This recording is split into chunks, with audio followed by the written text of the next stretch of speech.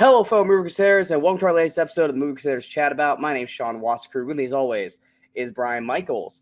It's been 2 weeks. A bunch of stuff's popped up on the news. We've got a few trailers to talk about. We've got some news. Some of it happened right after our last show, and some of it is new stuff that's happened this week. And we've got some reviews to talk about. Brian, how do you feel about today's show? It's gonna be mostly one of those catch-up shows. You know, we have kind of reviewed. I kind of anchor the main topic, but we mostly just need to get through a whole lot of news and trailers. I guarantee you that as soon as we finish recording this, we're gonna be 4 more major trailers dropping because CinemaCon's going on, and they've been dropping a couple of them online. So literally one dropped right before we got on. We're like, we gotta watch this real quick, and we'll talk about it on the show. Do you want to start with news, or do you want to start with the trailers? Yeah, we can start. Let's go ahead and start with trailers. Why not? All right. I would say probably the first big one that popped out as soon as we stopped shooting is one of our favorite franchises. It's our boys. It's the Bad Boys. Bad Boys Ride or Die dropped. And it was one of those things like I remember I forgot that they were dropping it, and then all of a sudden I think I was just hanging around on my phone looking at stuff, and then all of a sudden it just dropped, and I was like, I'm gonna beat Brian to this. Oh my god. And I said to you right after, and I was like, he's probably already seen it. But what were your thoughts on the trailer that we got for Bad Boys 4? Yeah, I will say on the last show we recorded, I said we're gonna see this trailer within about a week, and sure enough, dropped the trailer right on cue. I don't know what to think about this trailer, honestly, because it looks fun. It's kind of more of the same, kind of, Bad Boys. But I love Bad Boys franchise. The thing that bothers me about this one is the only thing that bothered me last time was that Martin Lawrence is just looking more and more out of it. It's like I still don't know if he had a stroke at some point or what, but he always has that glassy look in his eyes, and he's kind of slurs his speech a little bit. He's not as peppy, and some of it's just age, I'm sure. I feel like he's becoming more and more and more like Cedric the Entertainer. Yeah, a little bit. But I mean, the action looks good. I'm looking forward to seeing it. It's it seems like it's just going to be everything we love about Bad Boys, just action and comedy, and that's all it needs to be. That, and they're bringing back the what did they call the crew in the third film? Oh, I'm trying to remember what they were called, but they were like the younger. Ammo. It's called Ammo, I think. Ammo, yes. I mean, they're coming back. We got Vanessa Hudgens, Alexander Ludwig, who I love. So they're back in this. There's Tiffany Haddish is in this. Is she? She's on the IMDb. She doesn't have a cast name yet, but she's on there. Maybe she's like a one scene thing. Maybe she's like the Dan Marino thing. I hope. Yeah. But I mean, there's some people in here like Eric Dane. I like him. I'm gonna say his name wrong. The original Mr. Fantastic, Ioan Gruffudd. Oh, Ioan Gruffudd. Yeah. Yeah, Ioan Gruffudd. He's on here. I'm actually, the one thing I'm most happy about is that they brought back the same directors, which are Adil and Bilal, because those guys, I think, in the last movie, did a great job of kind of keeping that Michael Bay kind of action style to it, but it still kind of felt like their own kind of thing. And I was worried after the whole Batgirl fiasco that they wouldn't bring them back to direct this, but so I'm very happy they did. Honestly, I would love if Alba and Gabrielle showed up in this. Might as well. You might as well do it. Bring them back in. But yeah, I wasn't. I think I felt Bad Boys 3 was fine. I didn't love it, but I have not watched it, I think, since theaters. Really? Yeah, I don't recall. I really don't think I've seen it since the theaters. It just didn't have the rewatchability to me like the first 2 Bad Boys did. I didn't like how they did the whole shooting of Mike. I feel like if they should have done it to somebody, they probably should have done it to Marcus, so that way there's a reason why he's not acting like himself in the movie. I didn't like just how the essence of Bad Boys, visually it looked good. I mean, Bad Boys always looks good, and I agree the directors had a good way of finding the Michael Bay-esque of it. It was just the story I didn't feel like was that strong. Well, I agree. I mean, I still enjoyed it quite a bit, but it is easily the weakest of the 3. Yeah. So. Now, one thing that threw me for the trailer, and granted, it could be because of me not watching Bad Boys 3 as much. didn't the captain die in the third one? Well, yeah, the trailer even says that because they get this video message from him, and Marcus is even saying like, "Oh, he's talking to us from the grave," and it's like clearly something that he sent. Like, it was one of those messages like, "Hey, if you're watching," I think even says, "If you're watching this, that means I'm dead. Somebody killed me or something like that." But it's So like the whole like thing's the moon. about like he's being framed for having Yeah, been, in collusion with the drug dealers and stuff like that, and so they're trying to clear his name, and that's kind of the whole. but it's like it's one of those things like that's the main focal point. But it's like he's gone. Like I get he's your captain. You don't want him to be looked down on, but it's like, is that really what the main story is going to be? Is them trying to clear the name of someone who died? Well, Like, I'm sure it's uncovering some other, conspiracy or drug cartel or something else going on along with it. The thing that gets me is the whole thing of how, he's going and seeking the help or advice or whatever of his imprisoned son or whatever. And I yeah. don't know what's going on with that whole thing, which, yeah. Which to me I thought was also one of the weakest aspects of part 3. Yeah. That whole storyline thing didn't work for me really well at all. But it's Bad Boys. Even as I sound like I'm just trashing the third one, like we say with the MCU, the worst versions of those movies are still better than most of the movies that we don't like. So Bad Boys 3 is my least favorite of the Bad Boys, but I still liked it for what it was. It just to me didn't have much of a rewatchability. Now, granted, I will rewatch that before I go back and watch 4. But yeah, the trailer, it's like I'm happy to see you guys back, but you didn't really like make me go, "Oh my god, I can't wait." It's I like, agree. I was like, oh, great, a trailer. And I watched the trailer and I was like, okay. yep, there's a trailer. Bad Boys 4 is coming. Yeah. Yeah, it's like cool, but if you guys get postponed to like later, I wouldn't be like upset. Like Kinda. it didn't make me less excited for the movie because I'm like I don't generally like to judge a movie completely by its trailer because I've seen good trailers for bad movies and vice versa, but it certainly didn't make me more excited for it. Put it that Do way. you see it more or less? Do you think they have the balls to pass the baton to Ammo and have them continue the franchise without Will and Marcus? No, the Bad Boys is Will Smith and Martin Lawrence. So whether or not they do a 5, I don't know if they'll try and squeeze another one out of this or not, but I do not think. Now, could they try and do a spin-off or possibly like a Netflix series or something? Like they tried to do with Alba Like and they do with Union, which LA's Finest, yeah. it got 3 seasons. They did 3 But seasons of wasn't it LA's on Finest. some like random network or something though? No, it was on Fox. Oh, was it Fox? Okay. It was on Fox, but it started on Well, with this CW broadcast television, you're neutered too, though. well, So, no, hold on. Let me reiterate what it was before people try to jump on me. It was in Canada, like Fox's Canada. They went through 3 seasons, then they released it on Fox during COVID. So they were like, well, maybe we'll garner some attention towards it, and then maybe we'll reestablish it, and then it went to Netflix. So like they dropped the first season on Fox during COVID because there was nothing happening. And they were like, we'll build on this. And then season 1 ended, and I guess it didn't garner enough. So then it went to Netflix. And I hadn't really heard much sense about it. But honestly, I bet you the first season. 95% of people who have seen Bad Boys don't know this TV show exists or that it's connected to this franchise. Like I said, I watched the first season. I enjoyed it. I thought it was really good. I liked the characters. And I was always Jessica Alba. So yeah. I mean, yeah, I'll watch anything with Jessica Alba and Gabrielle Union too. I mean, both of them are great in the movie or in the show. So I thought it was a fun show.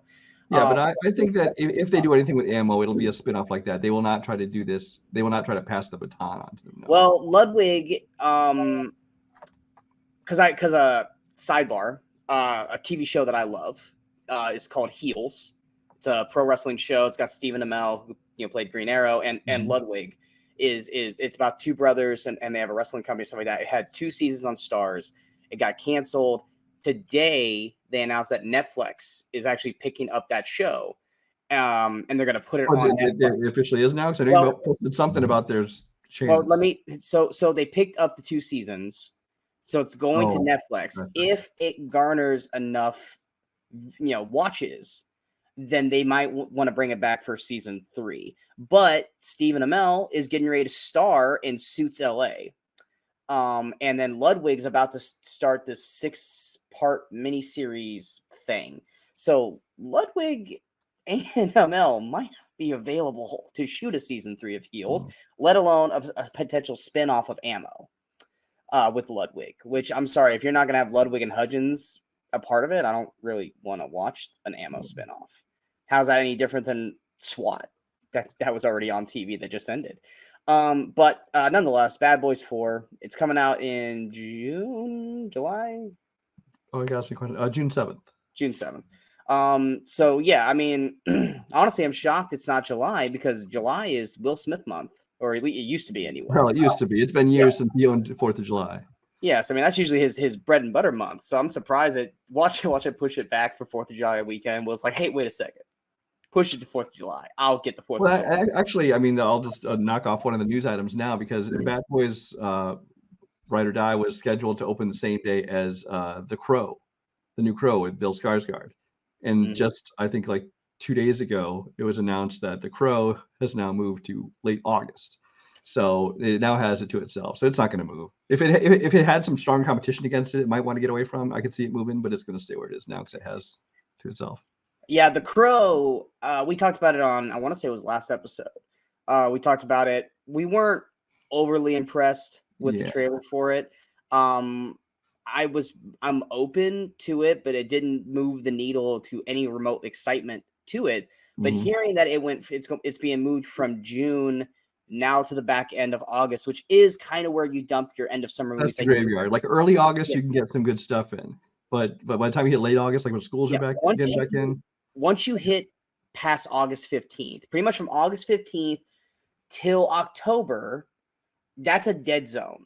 That is when you dump your movies that you don't think are going to be strong, that you don't think is going to make money, that you don't think is going to get good reviews. It's kind of like what January is to a lot of, movies. That's the graveyard months. And hearing that Crow is moving from April to the end of August, if anything, it does not bode well for The Crow. Now, there are some little shockers here and there, like Chapter 1 was dropped in September. It broke every September record. Why? Because September is a shit movie month. So if it's good, it's gonna make a shitload of money because it's not gonna have much to compete against it. But seeing it get dropped back there, that's not a good sign. It's really not. So yeah, moving on to the next trailer. We did get a new Red Band trailer for Boy Kills World. I'm loving this more. I'm loving. I'm looking at this movie and I'm the whole trailer. I'm just smiling ear to ear because I'm like, this is my kind of just batshit crazy action comedy movie. And it's like, it seems like it's over the top. It seems like it's violent and gory, and it's like, and I'm loving everything about it except for that inner voice they're using. I do not like that voice. Now, again, maybe in the context of the movie it will grow on me, but watching it here, it just feels wrong. I have fully embraced the Archer voice by John H. Benjamin. I'm gonna call him the Archer voice. It's not Bob's Burgers to me. He's Archer. I fully have embraced it. Like it's one of those things where it's like you either have to be on the train or get the fuck off. I'm on the train. It's all about can Skarsgård's facials match the vocals, the internal voice, and so far it looks like it has. The one part of the movie that, at least what we're seeing preview wise, is it looks like he's fighting Jessica Roth, right? It looks like he's fighting her in like every scene in the trailers, and I thought that they were supposed to be partners in this. Well, I get the impression, now this is not, I don't know the story of it, but I kind of feel like she's like a part of this whatever army is like trying to kill him, and then at some point she must like end up taking his side. I think is what's going to happen. But I mean, eventually, but the whole every trailer shot is him fighting her with like when she's wearing a helmet, so you're not supposed to know who she is, but it's like she's wearing the same fucking outfit. So unless there's like multiple, unless it's like the like the Crazy 88s and Kill Bill where they all wear the same fucking thing, then it's like I was like, no, he's fighting her most of the fucking fight.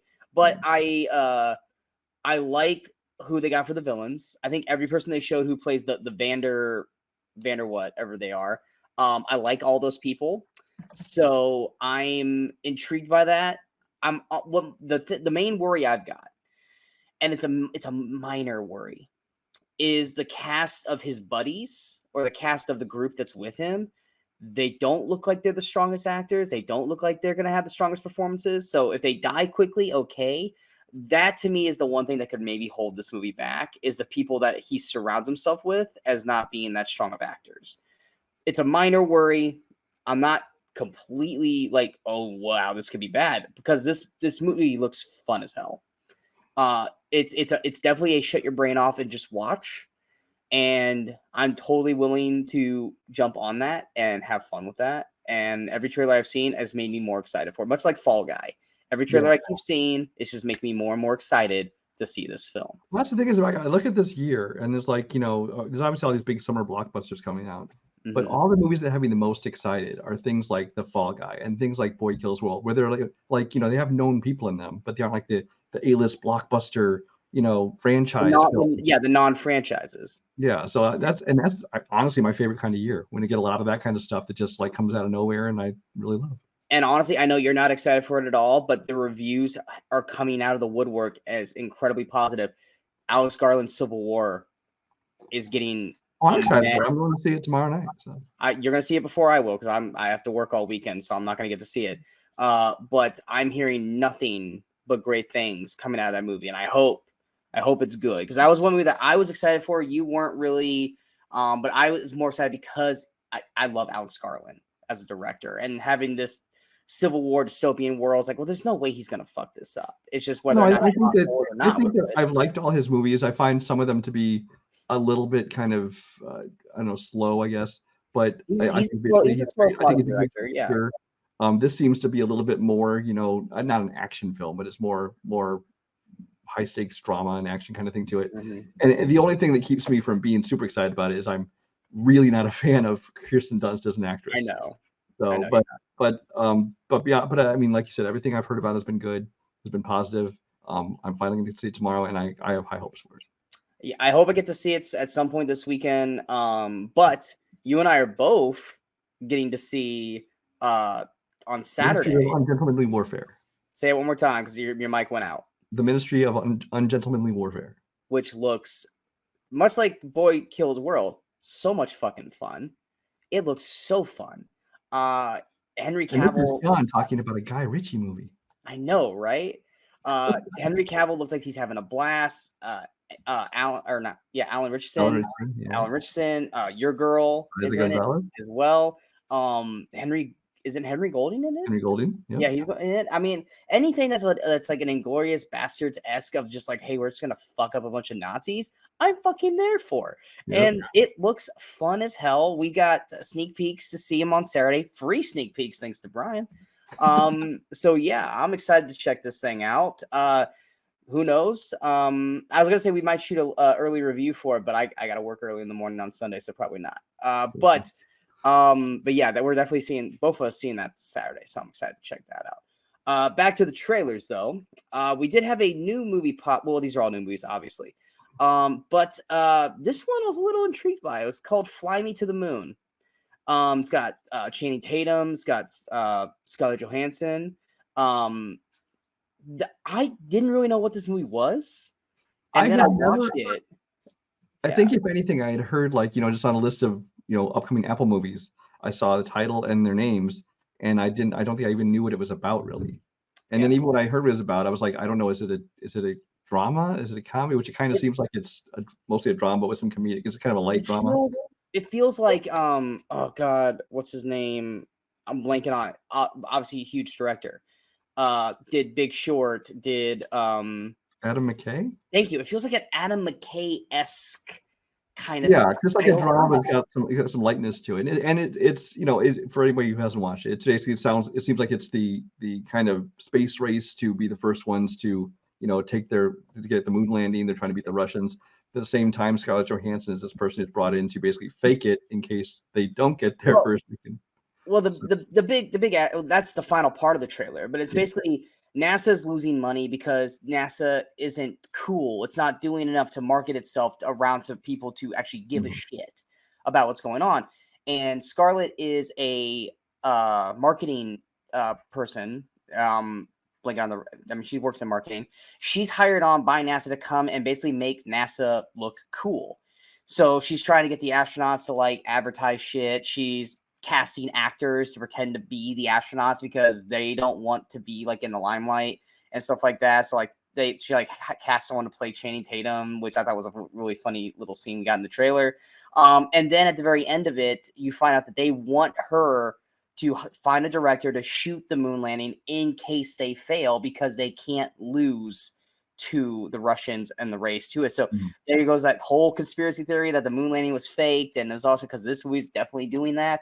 But like it looks like they're doing it as well as going to the moon landing. But right, because Channing Tatum even says, you can't do this because that if you do this, and you're kind of negating everything that the actual people have been working for so hard for. And I think it looks really good. And I think the two of them have good chemistry and everything. So. I do. I think it looked fun. I think they have good chemistry together. Also, Woody Harrelson's in it. I thought it looked really solid. I didn't know it was an Apple movie, so it is getting theatrical release though. It's getting what? It is getting theatrically released though. Okay, I was going to say, I was like, oh, I guess I don't have to go to the theaters to see it. But if it's getting theatrical release, I'll probably check it out. I mean, it will be on Apple eventually, but.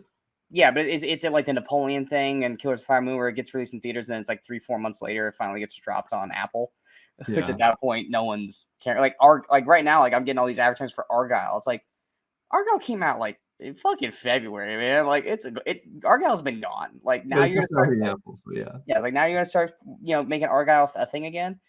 Now the next trailer, I'm gonna admit, I am not the big fan of this series. I'll call it a series because I mean I guess this is the third one, so it's a trilogy. X was fine. And I thought Pearl was okay for what it was, but people were treating Pearl like it was like the second coming of horror. It's like it's not. I don't get why is everyone. They're not bad movies, but calm the fuck down. These are not like these brilliantly, amazingly horror films that you guys think it is.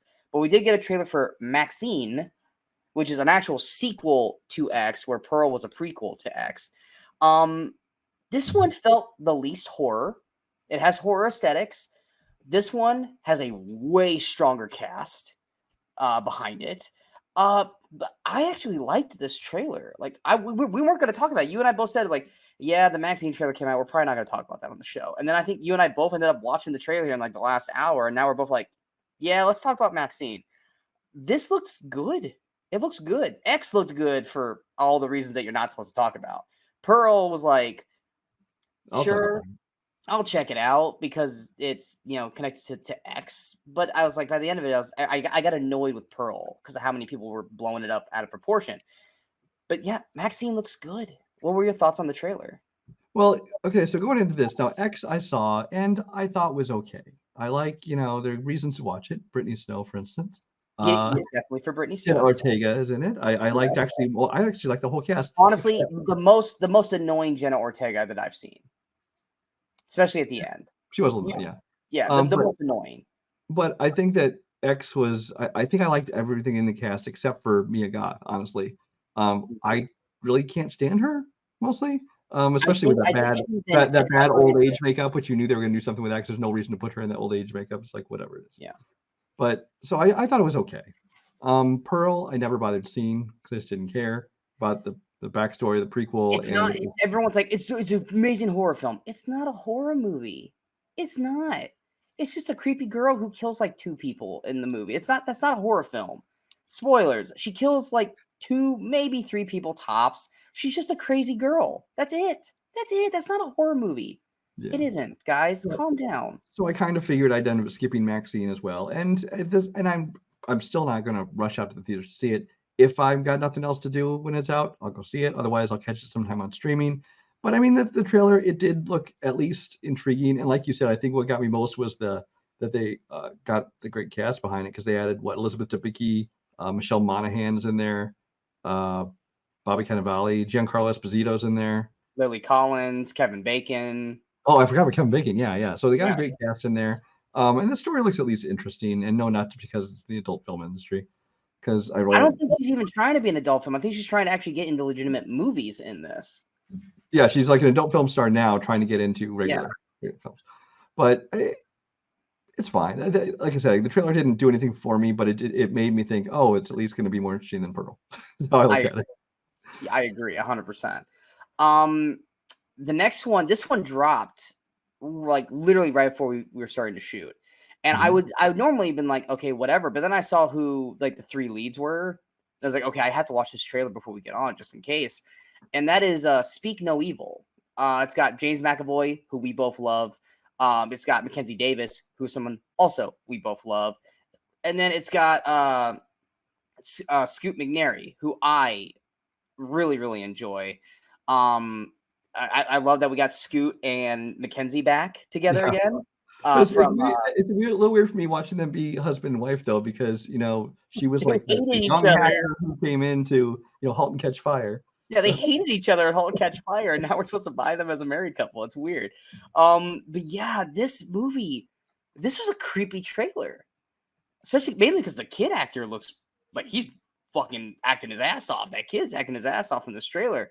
And McAvoy, is it just me, or is it just the way they shot him, or is McAvoy like fucking thick in this?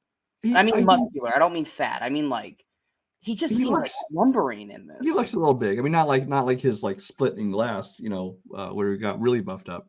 No. But he definitely looks a little bit bigger. I didn't think it looked like monstrous or anything though. I don't know. There's just certain shots of him where he just looked massive. But this one is the trailer honestly didn't do a lot for me because I saw the cast. I'm like, oh, I want to watch this, and I'm watching it, and the story is kind of like, whatever. I didn't like. I mean, there are moments in it that are kind of creepy. They did the kid like silent screaming a few too many times in the trailer. Like first time was creepy, and then did like 2 or 3 more times after that. Did you not notice that he has no tongue? Yeah, but does nobody else notice that? Because it wasn't like the last scene where he like made that gesture. Yeah.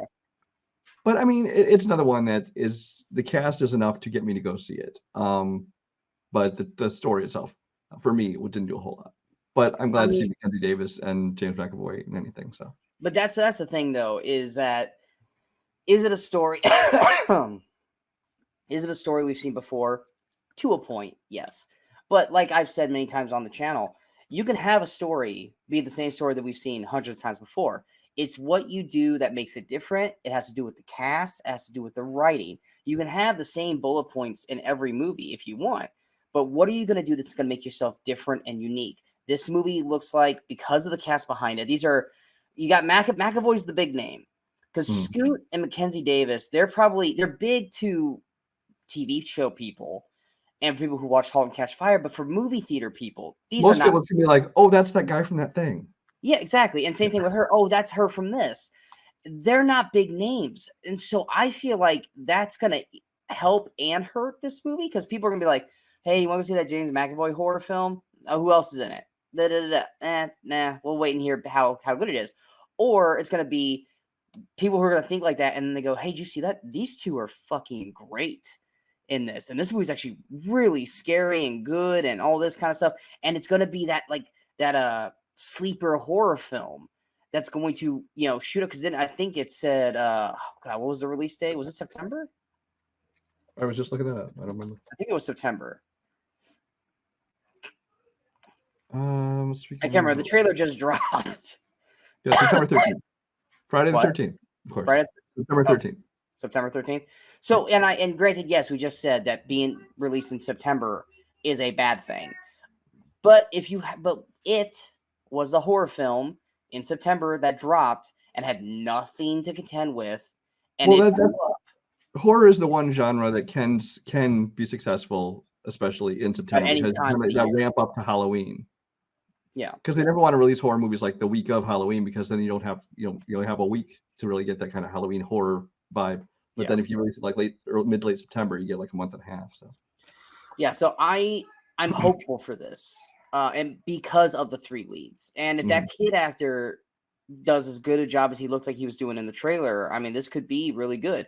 But we've also had trailers where they looked really, really good, and then you watch the movie and it was a slog to get through. So I feel like it's going to toe that line. It's either going to be a slog and not that great, or it's going to fucking be awesome. I'm hoping, obviously, we want it to be awesome. We don't want it to suck. But yeah, so that, like I said, that popped up literally right before we got on here today. Granted, by the time this thing gets released, they'll be like, it came out a few days ago. Like, yeah, the wonders of shooting and then having to edit very long, days later. The last trailer, for me, came out they dropped it like late at night. It was like at 11:40 or something. They dropped the trailer for it. But Joker, Joker 2, or And that was because they dropped it right after they did it at CinemaCon. That's why they did it that time. Yeah. Was not prepared for it. Honestly, I was just hanging out last night and I just went through Facebook. I saw someone post one. I was like, that's fake. Like, that's a fake trailer. And then all of a sudden I was like, and then like another one, another. I'm like, did they fucking just drop the Joker trailer? What? I was like, now, granted, I really enjoyed Joker. Brian did not. I'm excited to see this movie for the most part. Brian is not. So this is probably going to be two very different sides of the coin talking about this trailer. So I'll let Brian go first because I know he's probably not a fan, even though I think they're listening to Brian and like, how can we make Brian be excited about this movie? We're going to make this a jukebox musical. Huh. That might win Brian over. And I remember sending that to Brian. I was like, I still don't fucking care. Well, okay, so the first Joker I've got on record as saying, I think that it would have been a pretty good movie. And it was a pretty good movie if it wasn't the Joker. You just make it this own story and not try to pretend it's like this Joker tie-in. It's just like, there was no point because it's not connected to that universe. And I don't... And neither's the Batman. Well, and I don't like that one either. I know. And Joaquin Phoenix, I really don't like him. His acting in most everything he does. Once in a while, he pulls out something I enjoy, but for the most part, I'm like, even if I enjoy a movie, I'm like, it could have been better if he had somebody else in there instead of him. But the first movie, it was decent. You know, I actually like things about it. It's one of those movies that I felt like I disliked more than I did, just because I was sick of hearing the hype about it and the fact that it made $1 billion. I'm like, why is this movie that's very mediocre making $1 billion? Whatever. So they released the new trailer. I will say the only things that have me intrigued about you at all. What's that? Did it move the needle for you at all? It didn't move the needle for me. The needle's right where it was, and because I had already heard of the things that have me intrigued, which is the musical aspect and Lady Gaga being in there, and those are the only two things that really kind of have me intrigued to watch this. And now having seen it and seen the trailer and kind of seen how they're incorporated, I'm interested to watch it. I'll go see it. I still don't like Joaquin Phoenix. I still hated most of his scenes in the trailer, honestly. But I kind of like how I kind of got a feeling for how they're going to incorporate the musical aspect of it. It's not going to be like a real musical. It's almost going to be like a in their heads kind of thing. Yeah. So because there's clearly some fantastical moments in it. So I'm intrigued to see how that is all incorporated in it. And yeah, so it didn't really move the needle for me, but it didn't make me hate it more. So. Yeah, like I said, I really enjoyed the Joker. I thought Joaquin was fantastic in it. I thought visually it was beautifully dark. I thought Joaquin's performance was amazing. And I loved how everything went with it. I am not really excited for this sequel for multiple worries. One, I didn't feel like this needed a sequel. It felt like it was a beautiful one-off. Just a weird, hey, Todd Phillips and Joaquin Phoenix wanted to just make a Joker movie. You know what? That was really, really good. And it's honestly why I was kind of okay with that first one. I'm like, it's a one-off, fine, whatever, do your thing, that's great. But then to make a sequel to it's like, now you've taken that part away even. So yeah. So once they announced the sequel, I was like, if it makes sense, okay. Because once again, performance-wise, it was fantastic. But I'm not like excited. And then they go, oh yeah, Lady Gaga's Harley Quinn. And I'm like, we already have two fantastic Harley Quinns. We got Margot Robbie and we have Kylie Kuko on Harley Quinn, the TV show. We don't need a third Harley right now, let alone Lady Gaga. Now, I say that, and it's going to sound like a huge diss on Lady Gaga. I like Lady Gaga. I loved her in A Star is Born. She's solid when she was in American Horror Story. But I don't think she was good in Gucci. I don't think she was good in that. I think she's got this, like, if she's in anything, her fans are going to say she's great in it, even if she isn't great in it. And I don't think her as Harley really makes a lick of sense. And then they said, oh, it's going to be a jukebox musical. And I'm like, if Lady Gaga was not Harley Quinn, this would not be a jukebox musical. You're only doing this because Lady Gaga is Well, Harley. no, or they made that and then they decided we're going to cast her because she can do a musical. I don't know the way that they because they announced Lady Gaga like a year ago, and they announced the jukebox musical thing like last month. So it feels like they had to bring something musical into this to really make Lady Gaga shine. Not a bad thing at all. And I don't think it's going to be as much music as people think it's going to be. I think There's there's at going to be least a couple 13 songs in the themes. movie. There's at least 13 songs in the movie. 13. Yes, they said that when they announced it was going to be a jukebox musical, I think they said somewhere between 11 or 13 songs in the movie. So yes. Okay, then never mind. Yeah. I'm not saying it's going to be bad because it could blow me away. It really could. It could exceed all expectations and be good. Watching the trailer, there were aspects I liked.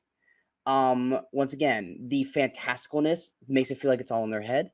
Like there's that one scene where they're dancing and then it looks like it cuts to real world and like they're just in the street with chaos around and they look like they're just kind of in their own little world. There are aspects of it that intrigue me, like the scene where you see him running in the street. It looks like two Jokers are chasing him. Are those two Joker fanatics, or are those two versions of Joaquin chasing himself in his own mind? I don't know.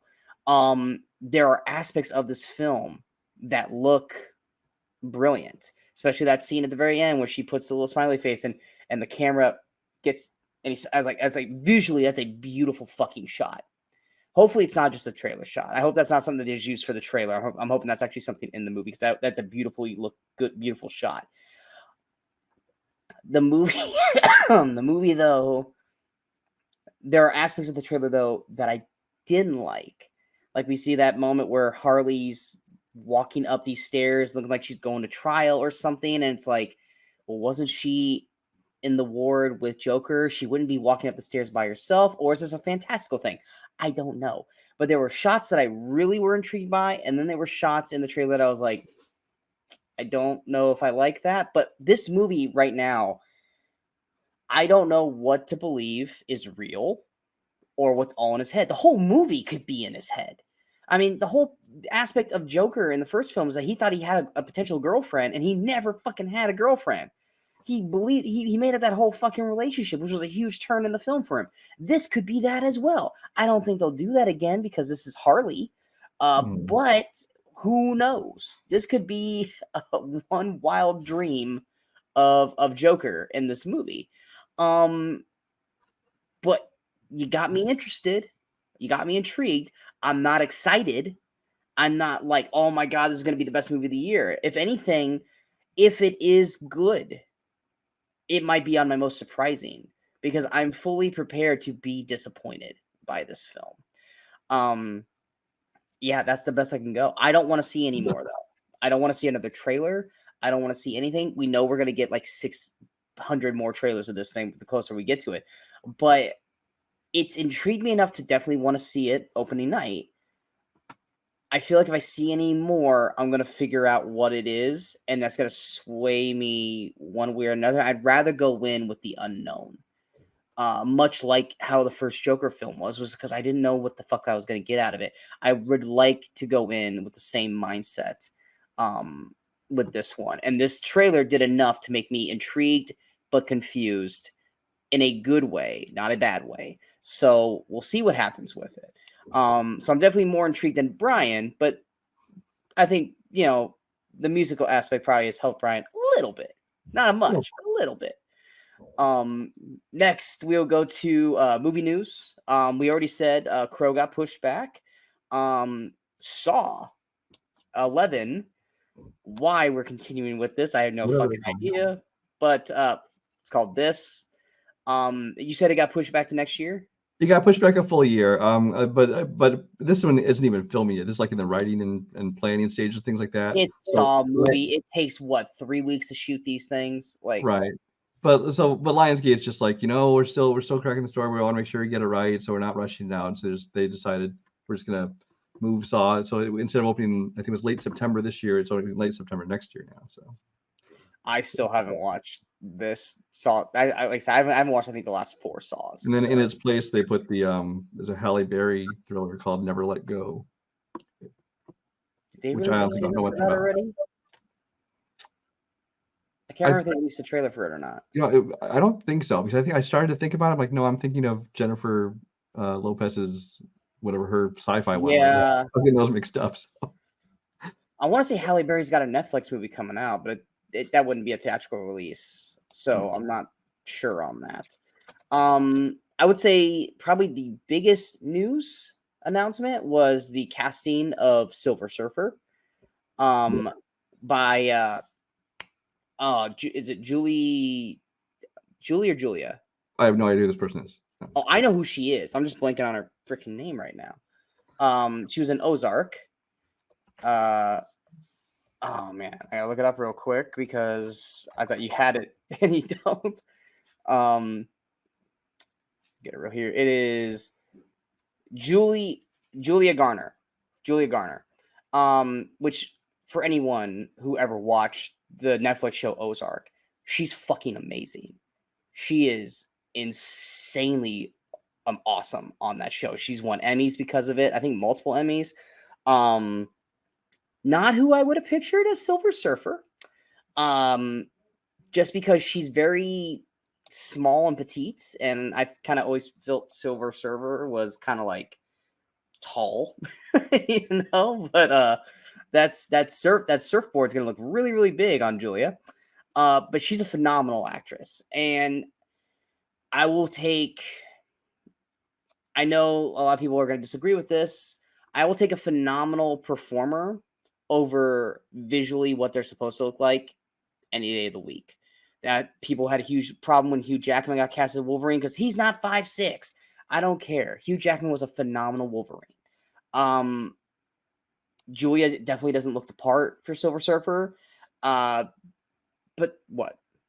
But she does, though. That's just it. The problem is everyone's assuming that she's playing the same Silver Surfer. This No, guy she's not playing the main Silver Surfer. In the comics, there are different ones. She is playing one called Shala Bal. I don't know if I'm pronouncing that correctly. But it was basically a female Silver Surfer character. So it is accurate to the comic books. A lot of people are just assuming it's supposed to be the same one. They were expecting. No, what I'm saying is the female Silver Surfer still kind of like tall and big? That's what I'm saying, because she's a very small girl. She's not tall at all. She's a very petite girl. Yeah, I'm not familiar with it. Yeah, I don't know what that version of Silver Surfer looks like. But all comic book heroes look like 6 feet tall and stuff, like even the women. It could also be very well that she is essentially just the voice of it, because the Silver Surfer is most likely going to be a CG character. So, and that's the thing, is she's got a real. Now, granted, it could have just been for Ozark. She has a real thick accent in Ozark. That would not sound good for Silver Surfer. I'm assuming she's a fantastic actress. I'm sure if that is her accent, which I don't know because I don't really see her anything else, she'll fix it, or she just really had that accent for Ozark, which I commend her even more for having that accent for it. But she's a fantastic actress. So I'm actually excited for the casting. It's not who I thought would be it, but I'm not mad at it either, because I know what she is capable of as an actress. And I don't think you have a preference because you didn't even know who she was. No, I don't. But I just she was born and grew up in New York, so I'm sure that was not her natural accent. Oh yeah, no, because Ozark's in Missouri. She had a real thick Southern accent in Ozark. Yeah, in New York and Connecticut. So yeah. Okay, yeah. So then she was acting it up for, well, once again, which commend her even more for how amazing she is in Ozark. But yeah, I mean, she's been doing a few films since Ozark ended, but none of it was like mainstream. It was more like indie, independent films. But she's great. So I good casting choice in my opinion for this. Moving on to a movie that you love. I think it just started filming. Well, there's a few films just started filming recently got announced. First of all, I think it's actually completed filming, but I mentioned to you that I stumbled across there's a new Hellboy film coming out called Hellboy The Crooked Man, which at one point we thought, oh, is it animated or something? But no, it appears to be live action, and it's coming out this year. It's just being done very quietly. Is this It's the new version of fuck. Oh my god, the horror movie that you've been talking about for months with Peter Dinklage. Oh, Toxic Avenger? Thank you. I almost said Trash Can Man. I was like, that's not right. Is No, this this the one's new? actually coming out. It's just not kind of a high-profile project. Which, by the way, still waiting to hear about that one. Maybe this Halloween. I don't know what's going on. It's like, is this the new Toxic Avenger where it's like, it's coming out, and it's like, it never does. It's the world's longest April Fool's joke. Yes. But no, the other one that they are now filming Simple Favor 2. Which I saw for the first time last year. Which, okay, so I really enjoyed Simple Favor. I think that, it's got a lot of plot holes and things, but I really like everybody in it, and it was still an enjoyable movie to watch, except for the whole musical ending thing.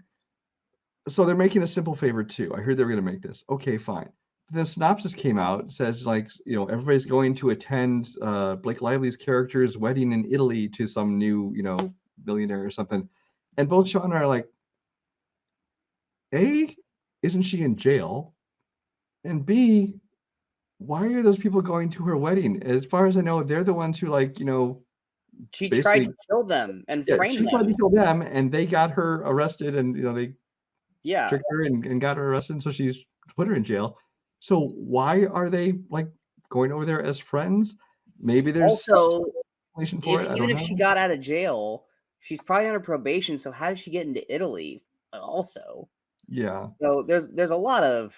And again, some of this might be answered in the film, but it's just that hearing that synopsis, we're like, what? So, but I mean,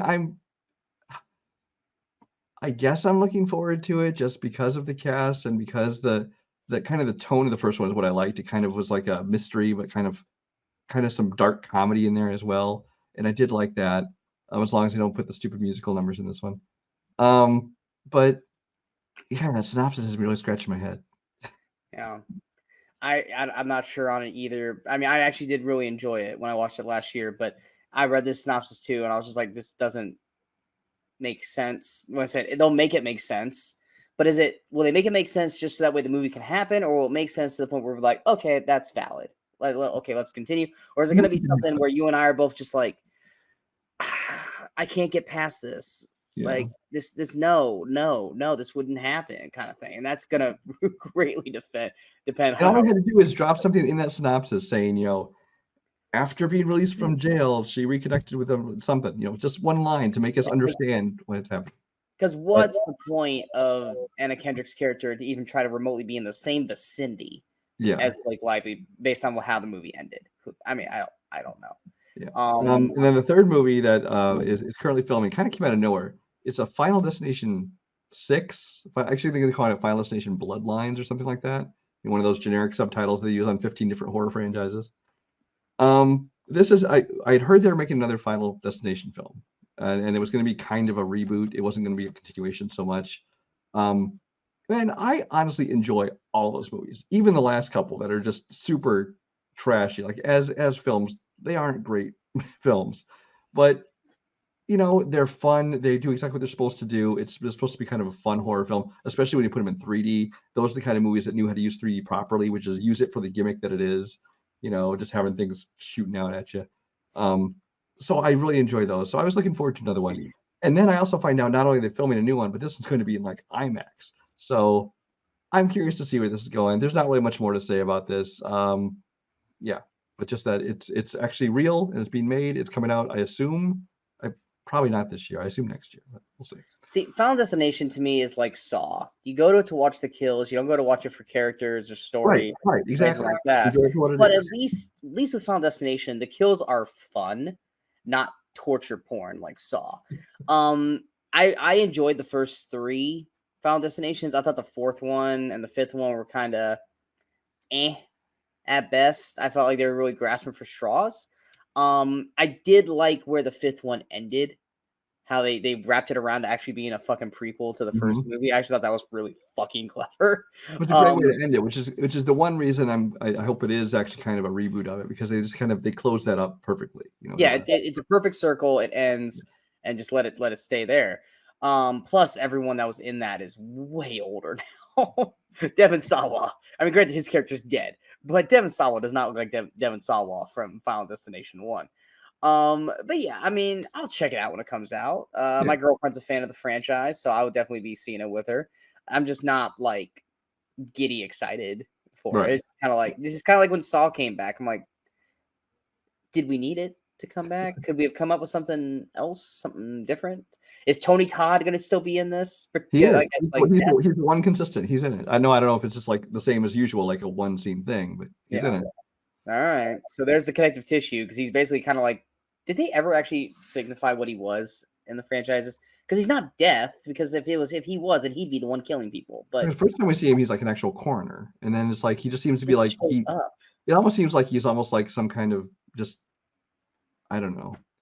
Because eventually they track him down. Like he's the guy with all the answers. Like we have not had a story to explain why he is the guy with the answers. He's just some weird dude who spouts off some bullshit and leaves. But was it in the fourth or fifth movie they like tracked his ass down? Like you know what's going on? How the fuck do you know who he is? Like how do you know? I don't know. But so he is going to be in this new one. Yeah, apparently. All right, we'll see how that goes. I think the last thing of news we've got is the Matrix news, right? Yeah. The new Matrix film. Apparently, they're making. It's still like in the development phase, kind of that thing. They're making another one.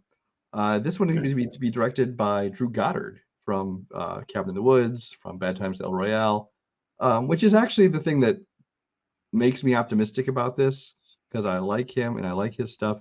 The Matrix Resurrections. Well, honestly, everything except the first Matrix, I thought was just not great. They all have enjoyable scenes in them, but it's like they got too far up their own ass. And then by the time they hit Matrix Resurrections, it just seemed like they're just like making shit up as they go. Of course, there's reports that the director might have been purposely making a shitty movie because they just didn't want anybody else to make it. It's like, fine, we'll make it and we'll just make it crap. I don't know if that's true or not, but that was a report going on. There's still no word. I don't think this is going to have Keanu and Carrie-Anne Moss. Thank you. I just blanked out her name. I don't think it's going to have those same people in it. I think it's going to be almost like a either reboot or a kind of in the same world as kind of thing. But you can literally do the Animatrix. Just pick one of those stories and continue. Yeah. They easily do that. But honestly, if they told me, if I just heard there's another Matrix film coming out, I'd be like, oh, why? And I'd be surprised, honestly, if Keanu came back. I'm pretty sure he's not going to be in this one. So I think they'll have to do a different story. But the one thing that saved it, this announcement for me, was hearing Drew Goddard was involved. So I'm like, okay, now I'm intrigued. Now I want to see where he's going to take it, what he can do with the concept. I literally everything you just said, from your thoughts on the previous films to the announcement of this, 1,000% am in agreement with you. Nothing that I would change or argue what you said. So I really have nothing. I think it should be about everything. Yeah, you're right. I have no more input to give because everything that you just said, I 1,000% agree with. There you go. So let's just go ahead and move on because I got nothing more to give after that. You said everything that I wanted to say. Next, let's go to our movie reviews. We'll get the TV. We'll get one of the TV things out of the way first. Invincible season 2 just ended. Brian, you're still the first episode? I only watched like the first 2 episodes of the series. Yeah, season 1. I love this franchise. I love this show. I love this world that they're in. Season 2 just ended, and I fucking loved this season so much. I wasn't a fan of it doing the first 4 episodes and then making us wait 4 months for the last 4 episodes. I didn't really like that. But the story of Invincible is so well written, much like a comic book show that we're going to be talking about a little bit later. The stories and the writing of this is so adult. And what I mean by adult, I don't mean like, oh, it's like, violent and language and stuff like that. What I mean is that there are aspects of this story between Mark and other characters that you're watching these things happen, and they could go down the cliche route, the thing that we've seen 1,000 times before, and they're not. It's very mindful of its audience. It's very adult and like wow, this is actually a real well thought out written scene. Like the characters are actually structured and written incredibly well. Like this is a like you're watching because there's a point in the movie or in the show, and this isn't anyone who watches the show, this isn't a spoiler or anything, except for maybe Brian who's never watched it. But Mark has a girlfriend named Amber. She finds out he's invincible, and granted, it does start with the cliche thing like, oh, you lied to me, you've been, you're constantly always gone, we don't know why, you're being shady. Then she finds out that he's invincible and she gets angry at him. But then eventually they make up and they're okay with it. But you have this concept of the story of where she's super understanding about him being a superhero. And it runs into this concept of she wants to spend time with her boyfriend.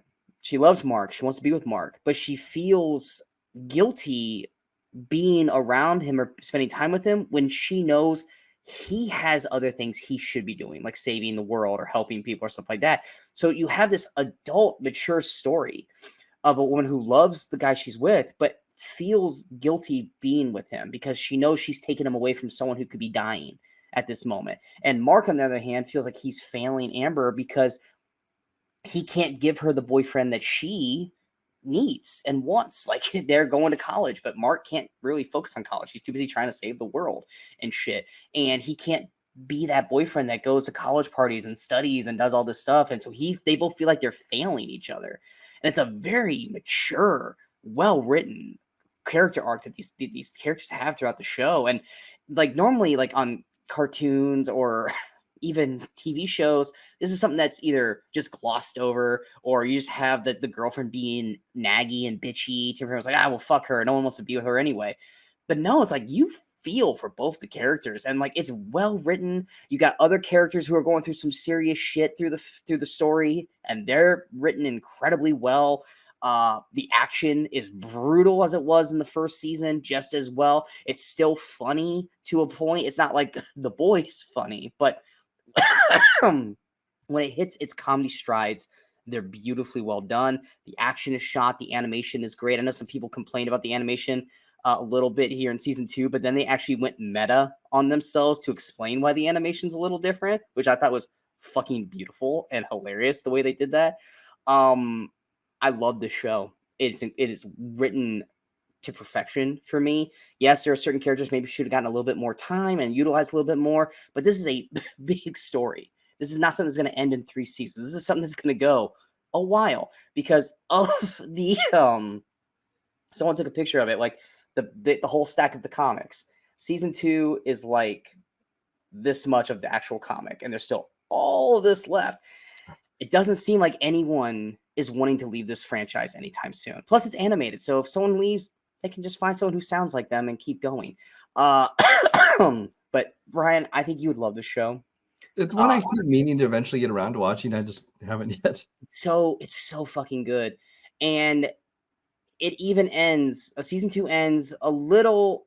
Oh, the big fight is in the beginning of the episode, and then much like Game of Thrones, it kind of is picking up the pieces and the aftermath going into the end of the second finale.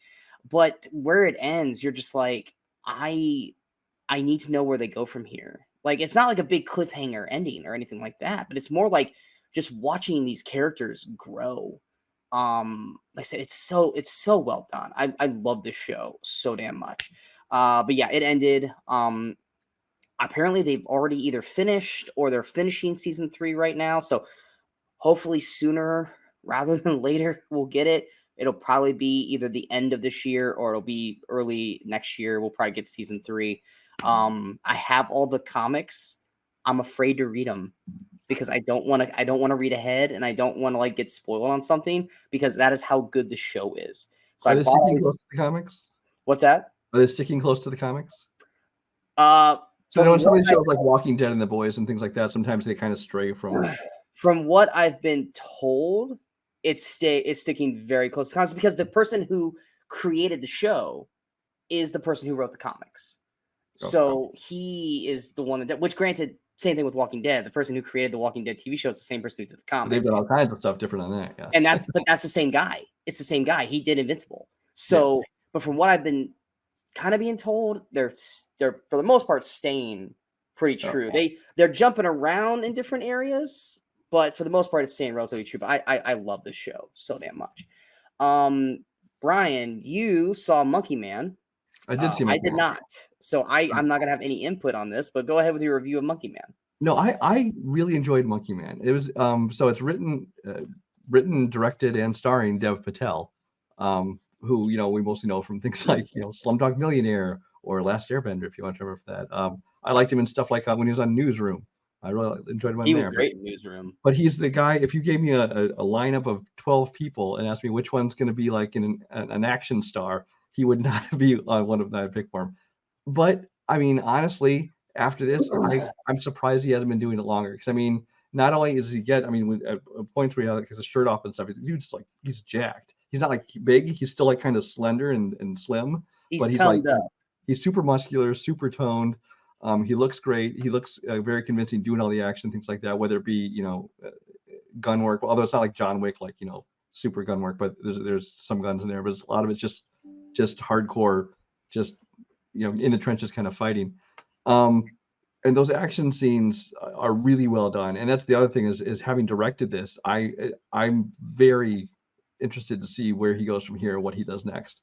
Because again, I would not have picked him to be an action director, So an actor like him, I would think, oh, he'll do some, small drama, or he'll maybe even like a horror, an artsy sci-fi or something like that. But he did an action film, like, okay, cool.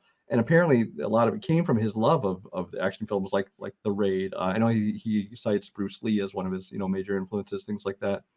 And you can tell, but he directs it such a sure hand that, I feel like he's been doing this for a long time now, and he's just great at it.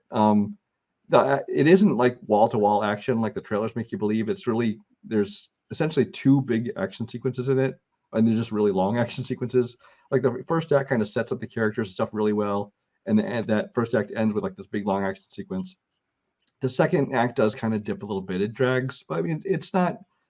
There's some extra storylines I feel aren't needed in this, but it doesn't drag the film down. But it definitely is kind of the lull of the movie. But then the entire third act is essentially one long action scene. And it's just really well done. It's not going to be like, my favorite movie of the year or anything. I don't even think it'll probably make my top 10 by the end of the year, depending on, what comes out. But yeah, I mean, it's a fun flick, and more than anything else, I'm very, very interested to see what Deb does next. Do you think it would be more on your surprising because you weren't prepared to like it and it ended up being good, or? It could end up being on my surprising, but not because I didn't think I was going to like it or because I didn't, have high hopes for it. More, it's one of those kind of movies that just kind of came from out of nowhere. I didn't know anything about. And I always have a couple slots on my surprise list. They're just like, this is a movie I had no idea existed, and it came out and it blew me away. And so in that sense, it could be a surprise. But yeah, I enjoyed it. So check it out. Next, it was our main story last week. It's very close to being our main story this week because it's 2 episodes. But X-Men 97. I will say I didn't much care for episode 3, or was it episode 4? It was episode 3. This was episode 4. This past week was 4. I thought it was 5. Was it? I've lost track. I think no, because right. they gave us the first 2 episodes on premiere night. Then we had 1 week. Then this past week was episode 5. Yeah, so we watched 4 and 5. 4 was the one that was it was 2 stories. It was like 2 Motendo and Life Death Part 1. Yeah, I wasn't the biggest fan of episode 4. It didn't really do much for me. I enjoyed it, but it felt like kind of, whereas I think we talked about this, how this season it feels like they go with more of a big continuous storyline. And that one felt almost like more of a one-off. Now, here's the thing. I think the problem was the identity crisis in the episode is they decided to split it in 2. They have the Motendo, which is Mojo World and, Jubilee and Cannonball. Sunfire? Cannonball. I'm sorry. Yeah, Sunfire. No, you're right. No, not Sunfire. Sunspot. Sorry. Cannonball's different parts of the movie. But they get sucked into this Mojo World where they play a video game, which I loved simply because there are shots and stuff that's straight out of the old X-Men arcade game, which I played nonstop when I was a kid. Like every bowling alley arcade I stopped into, I played that game. So I kind of love that, the kind of style of it. It was fun. But then the second half switches this life death part one, which is this storyline I was talking about, where Storm loses her powers. She ends up getting together with Forge, and there's kind of trying to find out her place in this world, and if she can try to get her powers back, things like that. I feel like they knew that people wouldn't like it if the whole thing was like this, drama, this romance of death. So they said, well, you know what, we'll throw in like a fun thing for the first half and just make the second half the drama. But I think that worked against them in that it did kind of have an identity crisis in that. And then Life Death Part 2 is actually the next episode is going to be all that. So I don't know where they're going with that, but we're going to wrap up that story. But I will agree with you with that episode. While I think it was definitely the weakest of all of them so far, I still enjoyed it. Yeah, I enjoyed part one with Mojo and everything, because the nostalgia aspect of it was great.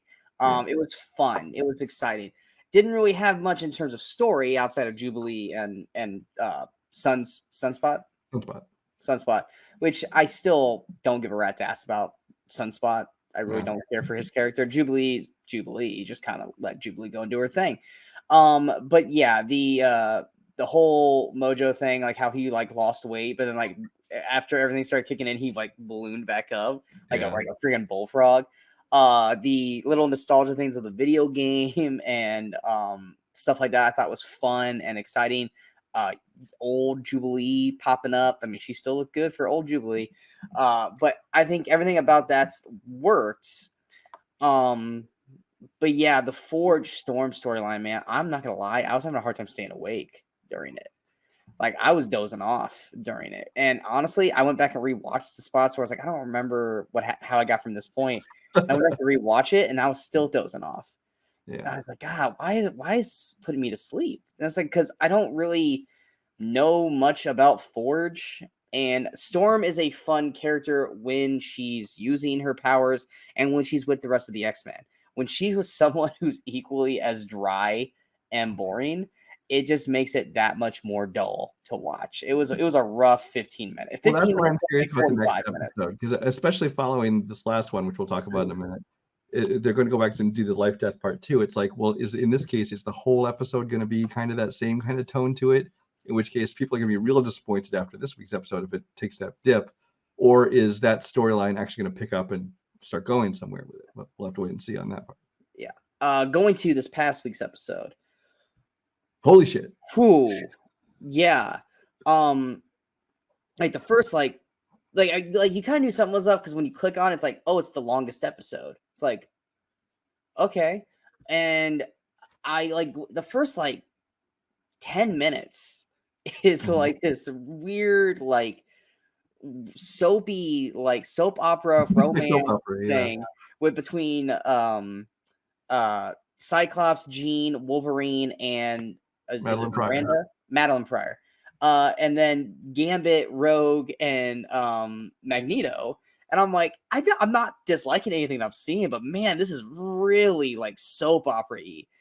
And then the game just fucking flips, and it is just like, honestly, felt like Invincible at this point with the way the action was going and how the chaos of everything. It was very much like Invincible. Mm-hmm. But before we jump into the chaos, let's stick with the first aspect.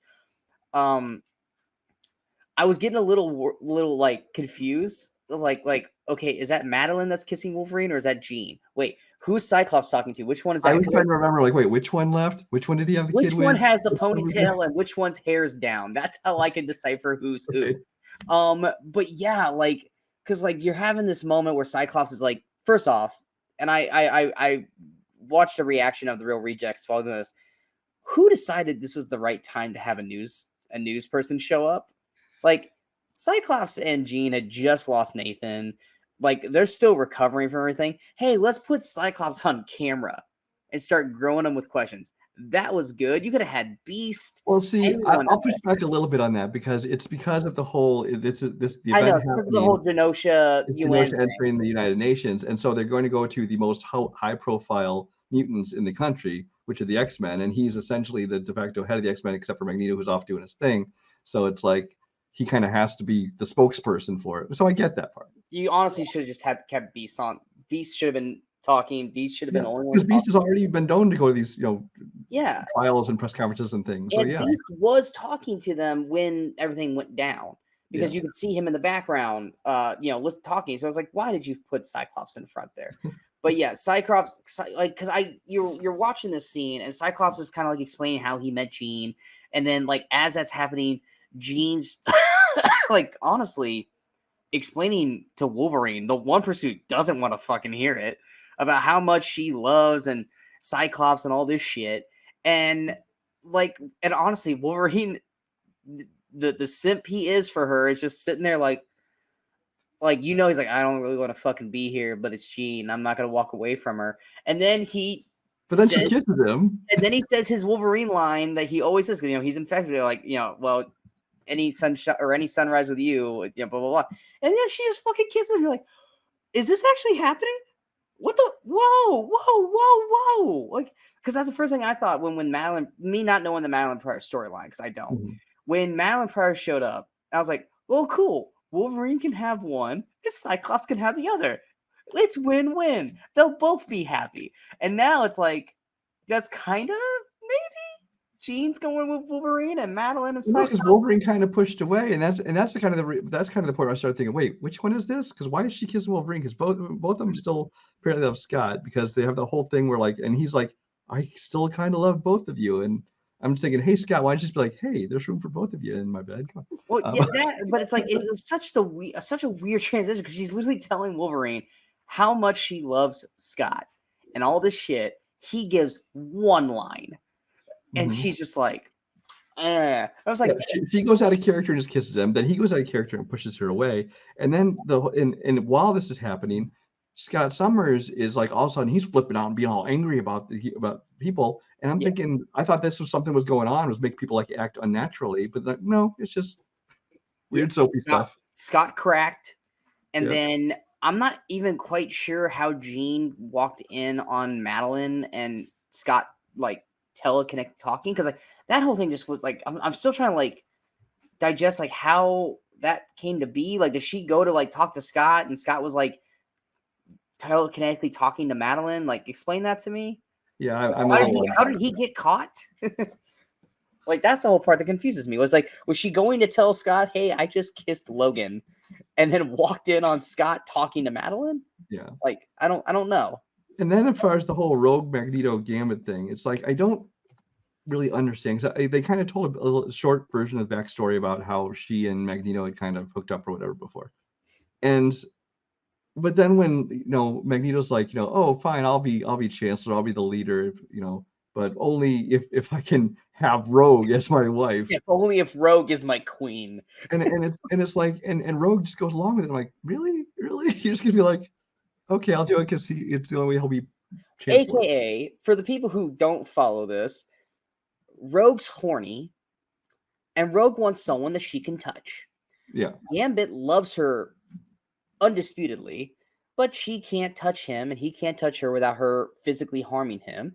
Magneto can apparently touch her, and because something with his magnetism is able to can deflect him. So in her mindset, she's like, I'm horny. I want to be with someone who can do stuff with me. Yes, I love you, Gambit, but you can't give me what I want, and he can. So bye. And then she has this like super sexual dance with Magneto, and then in that moment goes, you know what? The physical thing's nice, but the emotional, like mental love is more important, because then she like ends it with Magneto right then and there. But you can't even like absorb what's happening there, because then fucking shit just goes anywhere. Well, that's just it. It's like all because things are happening like with Jean and that, and then then Cable arrives, and I'm like, holy shit, Cable's here, and he runs up, and the scene I totally expect to happen is that she recognizes him as Nathan, and he even says like, I'm sorry, Mom, I tried to stop him or whatever, and so we still don't know what that was about. I assumed it was going to have. I thought we were going to be entering like Age of Apocalypse, because Apocalypse is big in the Cable storylines. But then, I mean, he was in the opening credits. Right. So that's what I thought. That's one reason I thought, like, they added him to the opening credits. Like, oh, this is Apocalypse they're bringing in. But no, then it turns out that Sentinel's attacking. I'm like, okay, I don't know where this is going. Is this still Mr. Sinister, who's dealing with Madeline Jean thing. Is this Apocalypse? I don't know what's going on. But it turned out it was just Sentinels in the Master Mold. We still don't know. It's not just a Sentinel. It's a kaiju Sentinel with it's thousands of Sentinels. Master Mold, yeah, it's a Tri-Sentinel, yeah. Yeah. And so it's like we don't know who sent this thing, what's going on, and we still don't at the end of this episode.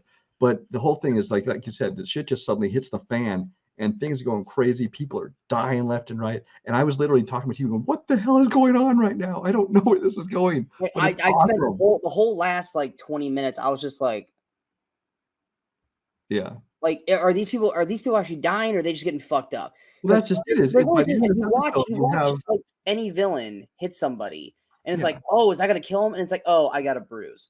And then so it's like, okay, are they actually dying, or are they just getting hit? Because like you see all these people die, they're getting hit with this green blast, but then like Magneto gets hit, and he just like gets thrown into like a car, and it's like, okay, where's the power level here? Right, because you're talking about like how many we lost, and you see like them showing people with like their eyes open, like they're clearly dead. But I mean, this is like Callisto from the Morlocks and stuff like the Morlocks. You have by the end of the episode, it at least appears that Magneto has died, and of course, it appears that Gambit has died when he sacrificed himself at the end, which was an awesome moment.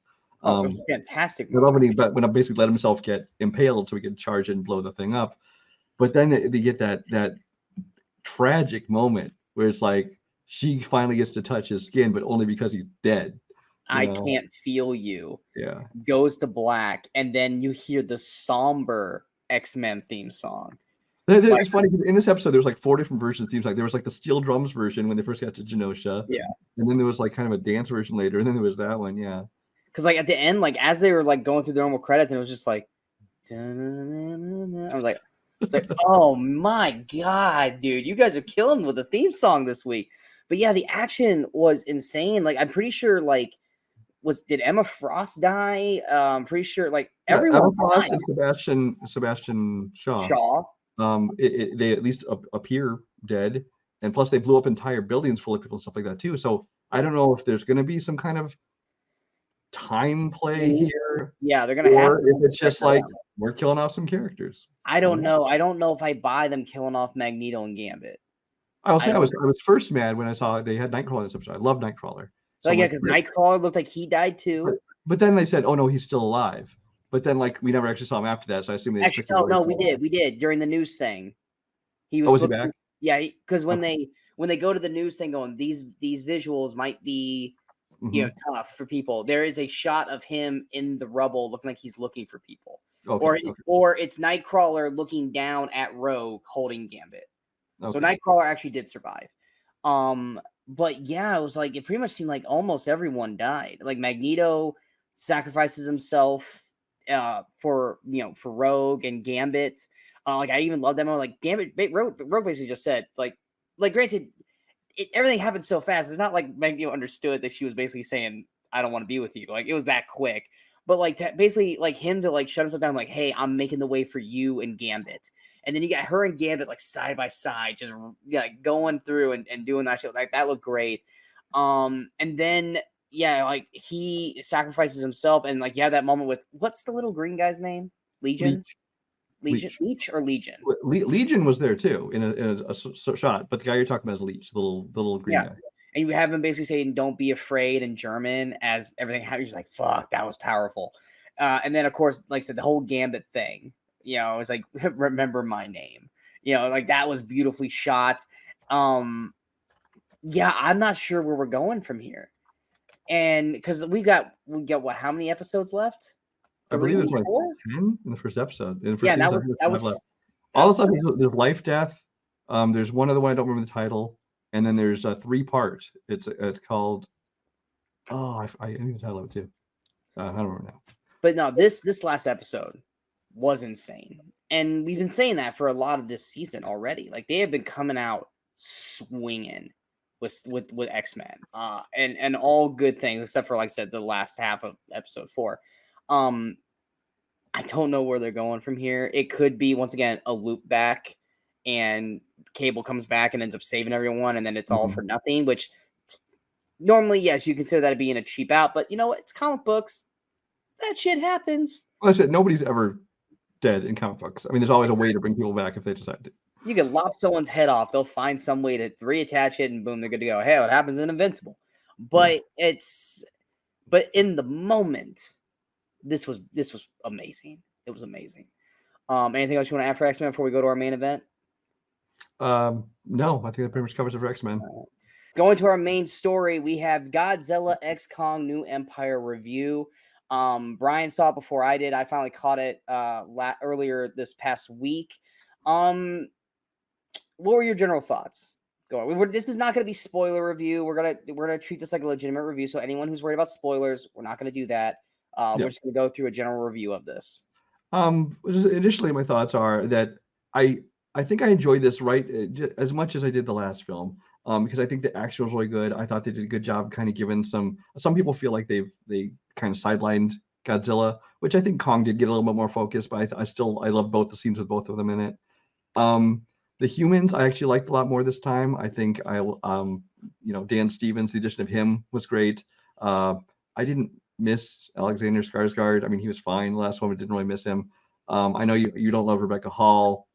She was fine, but the good thing she was better in this. I will give her some acknowledgement. She was better in this than she's been. But I will say that is it Brian Tyree Henry? Yeah. He was far more tolerable. He's still the comic relief, and he was still fun in it. But I actually liked him a lot more in this. Why? Because they got rid of the damn kids, and I think that he worked a lot better working against like Dan Stevens and Rebecca Hall than he did trying to work against Millie Bobby Brown and whatever Deadpool kid's name. What's his name? Julian something. Julian Dennison, I believe. Yeah. So that was a big improvement there. I have said that I feel like I'm kind of ready to be done with the franchise, though. I mean, if another one came out, I would obviously watch it again. But it's kind of like I feel like the battle scenes among the kaiju, whatever you want to call them, it kind of feels at this point they get a little bit monotonous. They get kind of, I feel like it's kind of the same old thing over and over again. I didn't love the main villain of this one, the Scar King. I thought he was just kind of okay. And Baby Kong was just whatever. There's one good scene with Baby Kong, and you know the one I'm talking about, which I won't give away. Yes, I loved that scene. And I know his name isn't Baby Kong, but I love that scene of it. But I enjoyed it. I just don't know if I need to see much more. I will say Godzilla in this film, as much as I say like they gave him some good action moments, things like that. This could have just been a Kong film. They could have left Godzilla out of it completely, and it wouldn't have changed the movie really at all. He didn't really have an effect on the end of it. So I don't know. I will say though, the effects in this way better than Godzilla -1. As much praise people want to give that. Not even like remotely comparison. Exactly, because this is so much better. No, it's not, because there's like how much fucking more money was thrown at it. It doesn't matter, but if you're giving an award for best effects, you don't take into account how much money they had to spend. You say which one had the best effects. I'm just saying. Here, I'll let you talk now for a while. Go. I thought Dan Stevens knew what movie he was in from the get-go, knowing that he was like the fucking dentist. I was like, that's a choice. That's a ballsy choice to have in this movie. I'm not mad at it. He was having a blast in this film, and I enjoyed him immensely. Rebecca Hall is an actress that I cannot fucking stand. She was tolerable in this because she wasn't doing movie trailer lines through the whole fucking movie like she did in the last one. Kong bows to no one. Like those stupid lines. She wasn't doing that in this one. It was more like a mother-daughter storyline. She was tolerable in this. Brian Tyree Henry, better, still didn't really care about his character, but he was obviously better. I agree, because Millie Bobby Brown and Julian were not in this.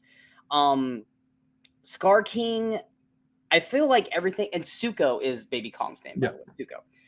I'm going to call Baby Yoda. I don't care. I also agree. Godzilla was greatly sidelined through most of this film. Godzilla's just fucking kind of going and doing his own goddamn thing. And then when the movie's... I did like that he curled up and slept in the Coliseum. I did like that. He slept in the Coliseum twice. That's basically his bed now. And then he decided, I'm going to go fuck around with these other creatures and fuck them up until the plot needs me in the movie, which is basically what happened. I agree. You could have taken Godzilla completely out of this film and just had called this Kong a New Empire and had this just be a strictly Kong movie. I honestly, this is coming from a Godzilla fan, think the movie would have been stronger. if they didn't have to bring Godzilla into this, or the I'm blanking on what the frost giant, the frost dragon, from like How to Train Your Dragon. If it was just strictly like a Planet of the Apes Kong film with the humans, and that, I think the movie actually would have been stronger and actually worked a lot better, because then you could have developed and given time to the Scar King and the Kong world down below. Because once we actually got into that shit, I feel like they were fast forwarding to, we got to get to the Kong Godzilla team up. When Godzilla does see Kong though, and Kong's like, "Whoa, dude, whoa!" Godzilla's like, "No, fuck you! I told you to stay away from here." Godzilla fucks Kong up, and I loved it. No, but Kong got in that suplex though. Come on he now. did get that suplex in. It was a really well executed pro wrestling suplex. But when Kong was like, dude, I lost my shit. And then of course the one scene with Kong and Zuko is one of my nominations for funniest moment of the year. It is nominated right now. But yeah, the action, I agree. It does feel kind of monotonous and mundane after a while, especially after what we saw with Godzilla -1, when it was utilized to its full effect. Watching Kong, Scar King, like there's little aspects here or there, like when he tail whips the fucking building and throws it at him, like that looked cool. It's a trailer shot, not a spoiler. But you can only watch them obliterate towns and cities so much without, because the whole time I can think is like, how many people have died? That's the whole time I'm thinking is he took down whole buildings, and it wasn't like there was time for evacuation. You know what I blame for that? -1. Because -1 made you feel and made you care about the death count and the death total. Because when Godzilla fucked up, where I'm blanking on the town he attacks in -1, you were like, oh my god, the fucking people. You're watching this, you're like, how many fucking people have died in this movie? I never cared about that before, but now I care because -1 made me care. For a Godzilla, like I said, it's mainly a Kong movie. Godzilla's in maybe 20% of this movie. As a Godzilla Kong film, it is solid. It's a decent Kong film. So my grading score is on a Godzilla curve, not on a movie as a whole curve. I think it's just below Godzilla minus Kong, because I think Godzilla minus Kong's fighting was better. Godzilla versus Kong? Godzilla versus Kong I think is better. Because I just felt the fights were more meaningful with Kong versus Godzilla, and then of course Mechagodzilla. This I think was solid. It didn't move the needle one way or another, and I'm also kind of in the same mindset with you. I don't know if I really care anymore about the MonsterVerse. Now, if you want to keep doing Godzilla -1 movies like with Toho, and because they know what they're doing with Godzilla, I'm not saying that the MonsterVerse is doing things wrong with Godzilla. We're 5 movies in, and you've already kind of shown. And where are you going to go with it? It's not just, more kaiju's fighting. The only other monster that we haven't. What's that? Like stuff like Mothra and that, I just think are dumb. So it's like, well, we've already got Mothra, and then bringing her back. Spoiler, didn't really do much for me in this. No. And in terms of what monsters are left, there's a slew of Hall of Fame Godzilla monsters, but the only one that I would care to see in a MonsterVerse would be Destroya, because Destroya effectively kills Godzilla in Godzilla versus Destroya. That's the only one I actually would really give a shit to see. But how are you going to have that and not have Kong be in there? Because I'm sorry, Destroya would kill Kong. So I don't necessarily know if I even want to see any more of the MonsterVerse. And that's coming from a loving Godzilla fan. I want to see more of what Toho Godzilla minus Kong or Godzilla -1's stories go. That one to me is more intriguing. That one to me is more interesting than what this MonsterVerse is doing. It's not that it sucks. It's just it is what it is. That's just because I still very much enjoyed this movie, like as much as, and I don't know, depending on the day you asked me, maybe even a little bit more than the last one, because I like them both. And so for me, it's like I kind of hope they stop now, but that's me thinking go out on top, because it feels like it could start getting stale really fast. So it's not like I want them to stop because these last ones have sucked, you should stop. It's not like that. It's just like let's be Headerfield. Just go. But yeah, like at the end of the day, I mean, on a Godzilla scale, I gave it a 76%, which is 4 stars for me. In terms of the MonsterVerse, It's the third best one. I still have even though I know you don't like it, the first Godzilla to me is still the best one. Then it's Godzilla versus Kong. Then it's this. Then it's King of the Monsters. And honestly, now that I'm thinking about it, I probably put Kong Skull Island ahead of King of the Monsters, but I just love how they did King Ghidorah so much. I'm not a huge fan of Skull Kong Island. I think it's got a great cast, and I don't think they're utilized to their fullest potential. So, but New Empire, 76%, 4-star. I think it's fine. It didn't really move the needle or blow me away, and it could be because of -1. -1 just is so high up there for me that this just, I wasn't disappointed in this as I thought I was going to be. It was just okay. That was fine. That was fine, but it's not something that I'm going to remember. I'm even right now trying to remember stuff about this. It's the kind of movie that like came out, and especially its first week, it made a ton of money because it came out as this March release, and that's what they did with the last one too. It came out in February or March, and I think it's very smart of them because I think like in a summer of franchise blockbusters, things like that, this thing would get just blown out of the water because it's not like top tier or anything. But for just like an action blockbuster, it comes out kind of in its own time in March. It's a great thing. It's like you can see a fun big action movie, and I enjoyed it a lot. The last two things I'll say about it. One, Dan Stevens, I'm really happy to see him in this, and then Abigail coming out in a few weeks, I think, or a month. Yeah. I'm still, he's one of those guys. I'm just hoping he can finally break through. He's got small roles in big films and big roles in tiny films, and it's like I just want him to break out. So I'm hoping this might be part of that because I liked him in this a lot. If Aaron Taylor, which they still haven't signed Aaron Taylor Johnson to Bond yet. Still nothing official now. As soon as he officially has, Dan Stevens is now our new Aaron Taylor Johnson. Come on, Dan, do something. Glenn's getting his starring roles, and Aaron is. So come on, let's work on Dan next. I still would love to see Guest Part 2. I would love to see him go back and do The Guest again because he was just so fucking good in that movie. I know soundtrack up for it. I know, yeah, and I know he wants to do another one. So let's go back and do The Guest. What score did you give Empire? I want to say one other thing first. The one negative I thought about this movie is it felt like they shoved in way too much random music, like they were trying to be Guardians of the Galaxy or something. They did have a lot of needle drops. There was just songs constantly, and then what they didn't do, the one they should have done, and they missed the opportunity, is when Kong has his glove and he goes like this. They should have played "Don't You Forget About Me." They absolutely should have done that. I'm just saying. That or "You've Got the Touch." Yeah. Or just now he's playing with power. Yeah. Yes, which I'm sorry, the whole introduction of the glove was fucking ridiculous. We got to do it. It's almost done, and then it just wraps up it was like it's nanotech. Yeah. Yeah, that's not how that works. The score I gave it actually keep going between 3.5 and 4 stars. It's kind of that same 76 kind of area. Yeah. Where I don't know where I want to put it. As far as the ranking, I think this one actually beats Godzilla vs. Kong for me, but slightly just because of the humans. The kid storyline isn't there and stuff.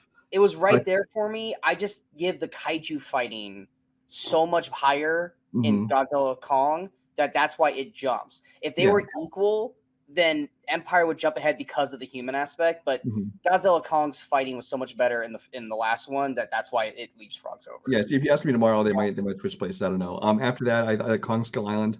I actually really like. I've liked more and more on rewatches, because I actually like the human characters and that Samuel L. Jackson, all that kind of stuff, and I actually like the Kong especially in that movie. Godzilla King of the Monsters is next for me, which I don't love it, but I think it's a huge improvement over the first Godzilla because you actually get to see some monster action and it's way more fun instead of just watching those stupid looking mutos rocking around the whole time. And bottom for me is Godzilla. So. That's two different sides of the spectrum right there. That's as good as you're going to get there from that. Anyway, we hope you guys enjoyed this episode. If you guys did, go ahead and hit that like, share, and subscribe button to the channel so you guys stay up to date with all the latest videos pop up on the Movie Crusaders. And of course, the follows on all the social media outlets you see below. Coming up next, we've got God damn it, say the fucking title this Saturday. The Ungentlemanly. The Ministry of Ungentlemanly Warfare. Yep, that's coming out this Saturday for us, and for everyone else, it's going to be over a week. We'll definitely have a review of it before it even gets wide release, because we're not hidden to a thing where we can't talk about it. So after Saturday, we'll be talking about it. You said you're seeing Civil War tomorrow. I hope to see Civil War this weekend. I don't know if I will. Anything else big release? That's Sting comes out, but I actually already saw that and kind of talked about that a little bit. The Spider movie. And then next week is the release of I saw Sting. Yeah. I don't recall you telling me about that. Oh, it was fine. I didn't love it. I didn't hate it. It was just kind of like it's fine, you know, little throwaway horror giant spider movie. Gotcha. Which I am fucking terrified of spiders, so I have really no interest in wanting to fucking see that film. You know, I had a friend be the same thing. He's like, I'm terrified of spiders. Should I go see this? Because he likes like monster movies. I'm like, it really is more like a monster movie because it's not like a bunch of little realistic spiders come at you. It's like not like arachnophobia. It's more like watching Shelob in Lord of the Rings. Because like arachnophobia is what made me scared of spiders. When I realized this spider starts out small, but it grows. By the time it's actually attacking people, it's a giant spider. So it's eight-legged freaks at that point. Not quite that big, but it's pretty big.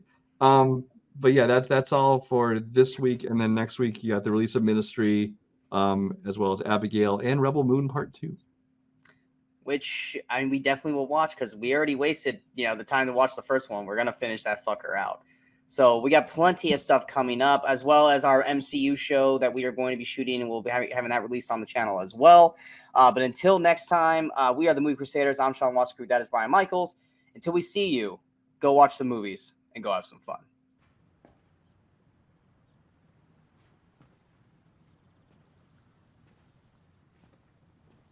You're still here. It's over. Go home.